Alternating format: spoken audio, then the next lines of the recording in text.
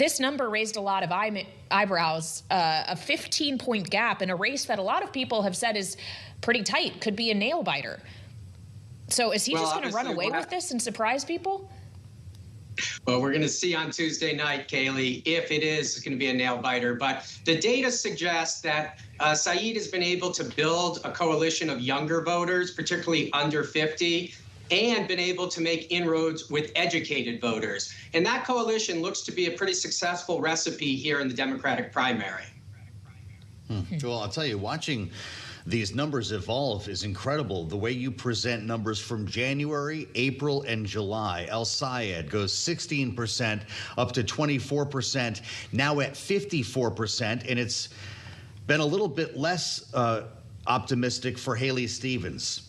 She was in the teens back in January. She's at 39% now, and I'm sure that you've heard people call this poll an outlier. I was talking to a Democratic campaign operative here in Washington, D.C. last evening who was apoplectic about this poll. You've probably been hearing from some of them. What has happened in the last month or two to justify this huge increase in support?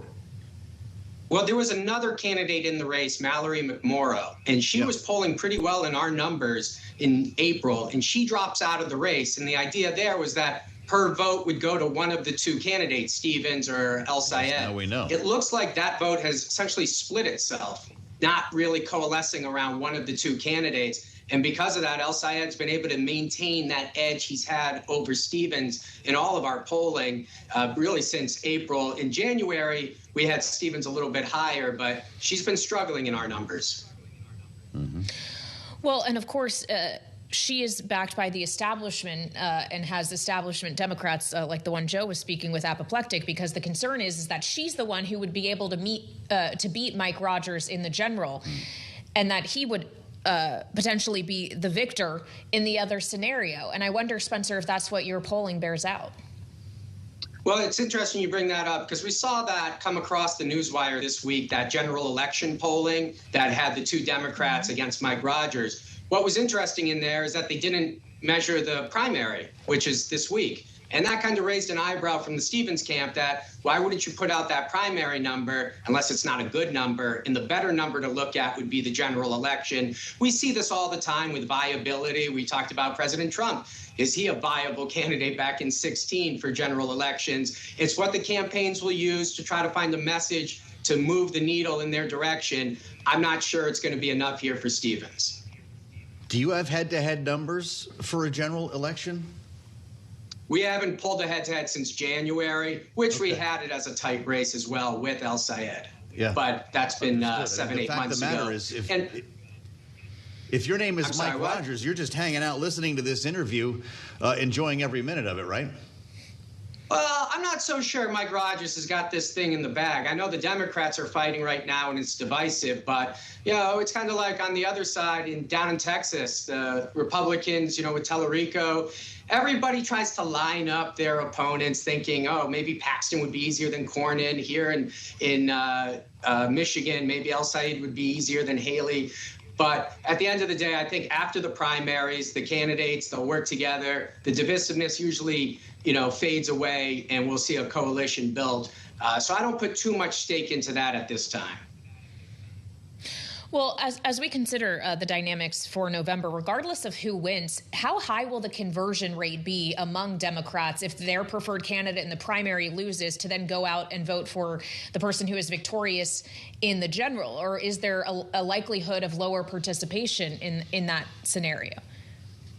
Yeah, that enthusiasm gap is something that we're going to keep an eye on. But it looks like the Democrats are really going to rally around whoever the nominees are because they're the party out of power. And generally, that's what we see. But don't forget, in 22, we had some races for the Republicans in Pennsylvania, Arizona, that ended up not going in their direction because of candidate quality. So we'll see, obviously, who gets these nominations. But then let's reset the race in September, and we'll give you some fresh numbers at that point.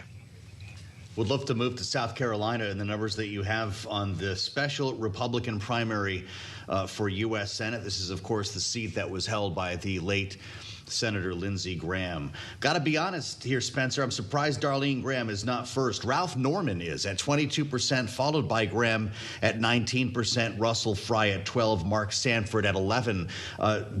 Darlene Graham does not have a name recognition issue, right? What does this say about her chances and Ralph Norman's candidacy? I guess some would call it another outlier, but we're just looking at our reality here. And we've done this poll now twice. We did it 2 weeks ago as a hypothetical. And now that the candidates are in there, remember, this race is in a week.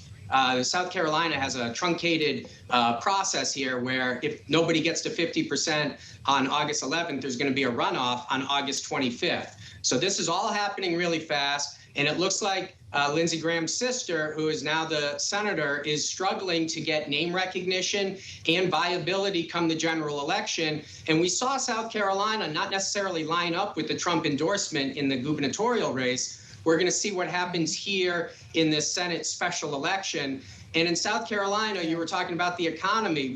We just looked at those Republican voters, and they're blaming President Trump for the high gas prices. And that's something that the Republicans are going to be concerned about coming to these midterms. They're still blaming President Biden for grocery store prices, but those gas prices that are hitting the wallets, that might become a bigger issue. So we learned that as well out of South Carolina. Well, you mentioned the gubernatorial race, which Ralph Norman, of course, ran in, although he didn't come close to winning it. But how much of his numbers could be carryover from the name recognition that he was already on the ballot? Well, Mark Lynch was carrying that. You can see he's the fifth guy on the list. He's the one who ran against Graham last time and got 28%. He's now down to 7%. So you can see name recognition goes in both directions. But yeah, I do think Norman does benefit from that early stages at this point. But again, it's only a week until, 2 weeks until the election. It's going to take a lot of effort to increase name rec. And what's interesting is Graham's sister already has Trump's endorsement. So is Trump going to come to South Carolina? It's going to be really interesting to watch the dynamics of that race play out. You might have seen the memo from Doug Sosnick, Spencer. Pretty interesting. He's predicting a blue wave election, citing the party's overperformance in elections over the past year or two, the president's all-time low approval numbers, economic dissatisfaction, the war in Iran. Is he on the right track?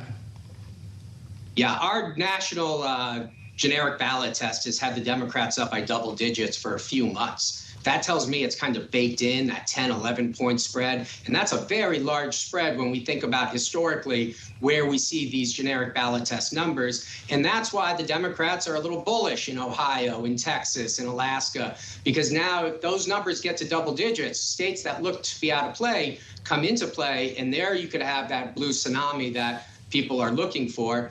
I think the House is one story. We'll obviously have to wait. As I mentioned, the candidate quality in the Senate is going to play a factor in those races, more so than in those House races. Just quickly, Spencer, as we talked about the Republican primary in South Carolina, is there a remote chance that actually doesn't stay a Republican seat? I guess there is a remote chance. The Democrats have put up a strong candidate, but this is South Carolina. It's going to be Lindsey Graham's seat. But I can tell you from looking at the data that there is definitely concerns about the Trump administration, and having that connection to the administration is a plus and a minus for these Republican candidates, because you need that Trump endorsement, generally speaking, in the primaries. But come the general election, that could end up having an impact. Remember when Lindsey Graham ran against Jamie Harrison, a couple cycles ago, that was supposed to be competitive, but Graham still won by 10 points.